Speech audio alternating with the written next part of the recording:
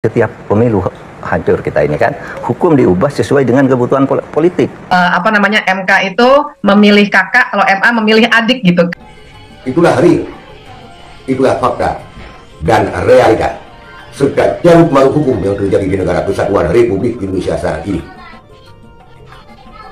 Apakah yang semacam ini yang disebut pahlawan ataupun perusak negeri? Ikung tabula ilaun masenyohan pahnyan mitalaen abang nemitalaen. Assalamualaikum warahmatullahi wabarakatuh. Saudara sekalian, heboh lagi, hancur lagi. Keputusan Mahkamah Agung meloloskan usia batas peserta pilkada ataupun cawagup boleh 30 tahun pada hari pelantikannya. Ini membuktikan apa yang dikatakan oleh Bapak Mahfud MD, bahwa Bapak Mahfud mengatakan hancur lebur hukum Indonesia karena setiap ada kontestan pemilu, hukum diubah-ubah sesuai dengan kehendak penguasa. Lebih lanjut, pakar hukum tata negara pada acara Kompas TV mengatakan keputusan Mahkamah Agung ataupun Mahkamah Adik mengambil konsep dan pola yang sama sebagaimana keputusan daripada Mahkamah Konstitusi sebelumnya.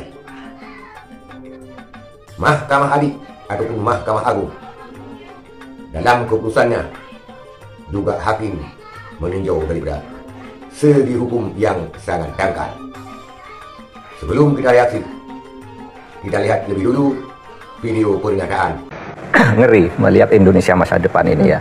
Kalau tidak dari sekarang disadari, satu, setiap ada kontestasi politik, lalu hukum diubah disesuaikan dengan kebutuhan politik. Itu kalau terjadi setiap pemilu hancur kita ini kan, hukum diubah sesuai dengan kebutuhan politik.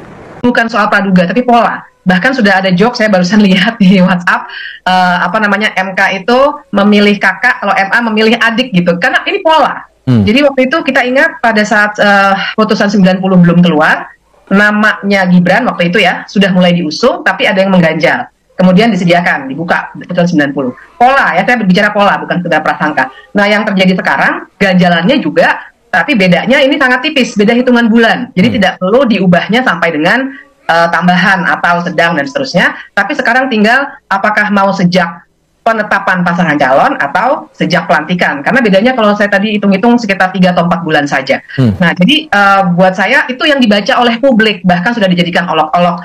Jadi wajar, jadi tidak bisa dicegah gitu ya, pandangan-pandangan seperti ini karena polanya sama. Termasuk pola momen mengunggah konten itu oleh Pak Dasko dengan momen penetapan putusan dari MA itu tadi soal keputusan peraturan KPU itu. Anda membacanya juga begitu? Iya. Dan saya juga harus melihat, kita juga semua harus melihat isi putusannya. Jadi bukan sekedar membaca pola-pola ya, tapi bahkan tadi saya sudah baca detail putusannya, sampai saya catat nih nomor-nomor halamannya, kita akan bisa melihat bahwa pertimbangan hukum hakim itu sebenarnya sangat-sangat dangkal.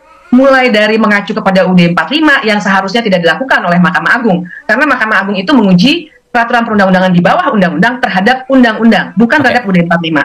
Sampai dengan mengasumsikan bahwa ada original intent dari pas Undang-Undang 10 2016 itu yang mengatur pilkada, itu katanya memang ada original intent soal mengakomodasi anak muda. Nah, sementara itu tidak pernah dijelaskan, misalnya gitu. Jadi ada penyimpulan yang terlalu terburu-buru. Jadi dari dangkalnya penalaran hukum itu kita sudah bisa sangat boleh mencurigai. Sebenarnya ada sesuatu yang bisa kita gali lagi dari keluarnya putusan seperti itu.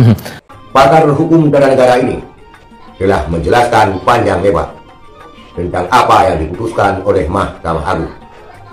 Dan keputusan seperti ini yang sudah dinyindir oleh publik tidak bisa disalahkan karena mengusung pola yang sama. Bukan praduga katanya, tetapi mengusung pola yang sama. Ada urgensi apakah Mahkamah Agung secara tergesa-gesa memutuskan hal yang demikian? Sebaiknya para pemangku kepentingan dan juga para ahli-ahli hukum mencantumkan batas usia dalam undang-undang dengan tanpa batas saja, agar tidak terjadi tarik-tarik ulur kepentingan di sini.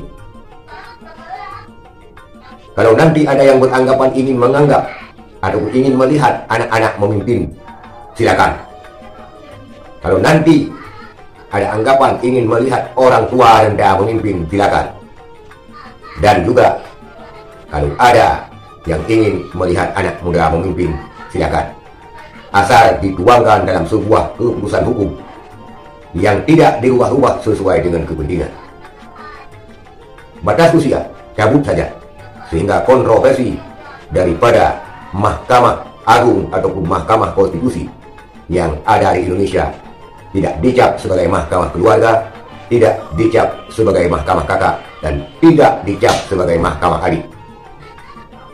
Tarik-tarik ulur kepentingan ini akan membahayakan seluruh rakyat Indonesia apabila hukum diubah sesuai dengan kehendak penguasa. Bagaimana kalau konsekuensi hukum nanti terjadi pada rakyat kecil? Siapa yang mengubah? Siapa yang mengubah? Dan siapa yang membayar? Karena mereka rakyat kecil yang akan terus terzalimi tanpa ada pertolongan dari siapapun, karena rakyat kecil tidak mempunyai kuasa apapun, jabatan apapun. Semoga hukum Indonesia dapat kembali pulih seperti semula, tidak semau gue dan tidak sekehendak penguasa. Itulah real, itulah fakta dan realita serta carut marut hukum yang terjadi di negara Kesatuan Republik Indonesia saat ini.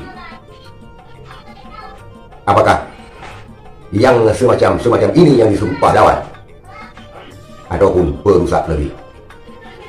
Silakan rakyat Indonesia yang menilai, rakyat Indonesia yang berdaulat, rakyat Indonesia yang bersuara. Terima kasih. Assalamualaikum warahmatullahi wabarakatuh.